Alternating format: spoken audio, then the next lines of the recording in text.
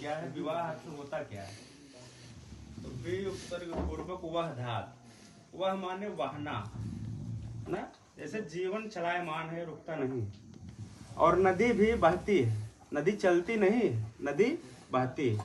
वैसे यह जीवन बहता है।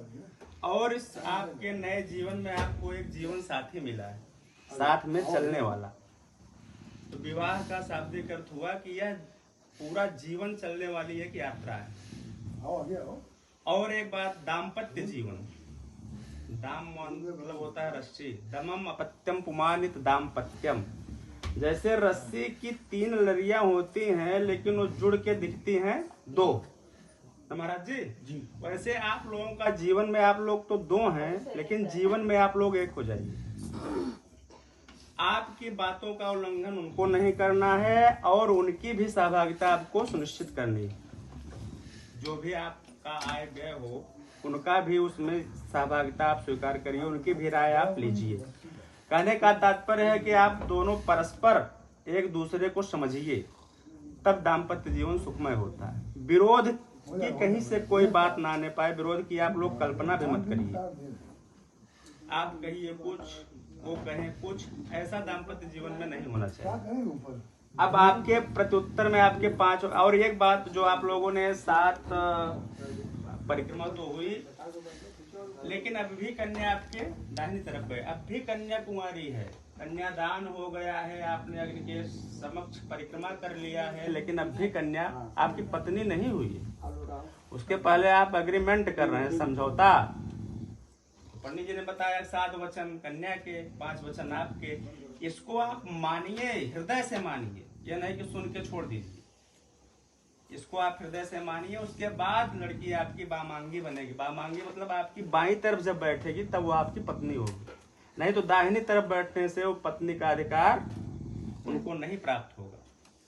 तो अब 5 वाक्य आपके हैं जो उनको सुनने हैं।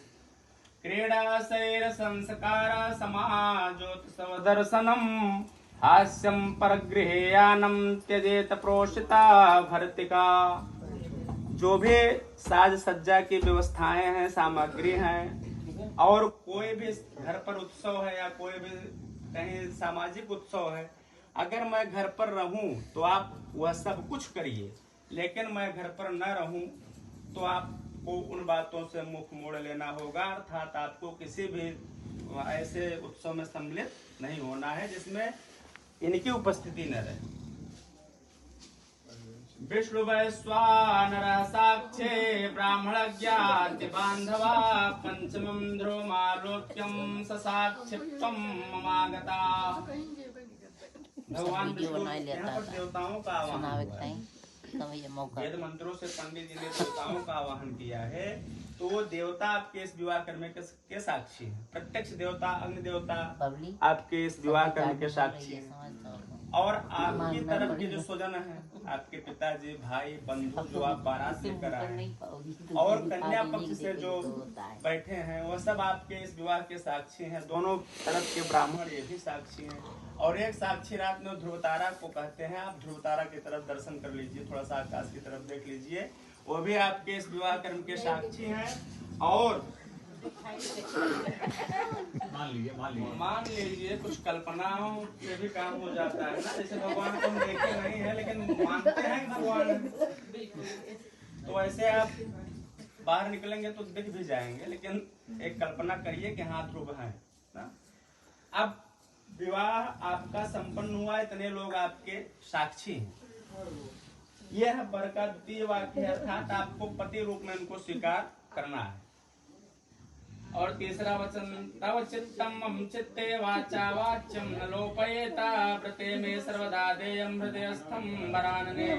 जो मैं भी एक बात कह रहा था ना कि बात की लोलुपता न हो। ऐसे माता सीता ने भगवान राम के हृदय की बात को जान लिया था। जब नौका से पार हुए भगवान राम, तो देने के लिए उनके पास कुछ नहीं था, तो माता सीता ने भगवान राम की वह अवस्था पहचान लिया। वैसे आप अपने पति की किसी भी अवस्था को आप पहचानिए, इतनी आप क्षमता रखिए। तो इस प्रकार अगर आप पतिव्रत धर्म का पालन करेंगे तो ये आपको पत्नी रूप में स्वीकार करेंगे और आप पतिव्रता धर्म का पालन करती हुई इनको प्राप्त करेंगे। यह वर का तृतीय वाक्य है। और चौथे वाक्य में मम तुष्टिस्य कर्तव्या बंधूनां भक्तिरादरात् ममाज्ञया परिपालयिखा पतिव्रता परायणे मम तुष्टिस्य।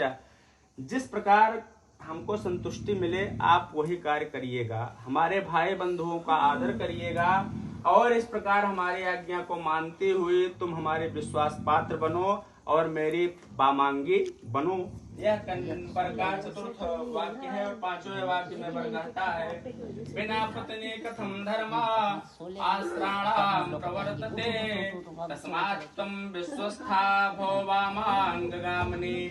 जितने भी आश्रम है उसमें सर्वोत्तम आश्रम गृहस्थ आश्रम है और गृहस्थ आश्रम बिना पत्नी के संभव नहीं।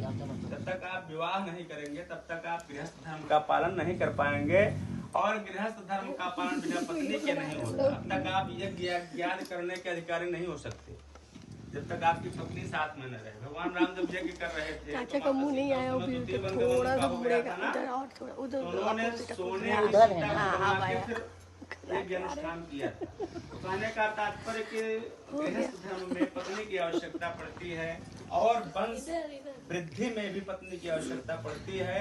तो आप दोनों एक दूसरे का विश्वास बढ़ाइए और जीवन सुखमय रहे।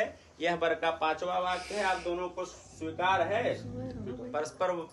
अरे आपका तुमको तो स्वीकार था, उनसे पूछिए महाराज। दोनों तरफ से स्वीकार कर रहे हो आप। समय देगा ना आप लगा कल्याण वस्तु आगे बढ़ाइए महाराज।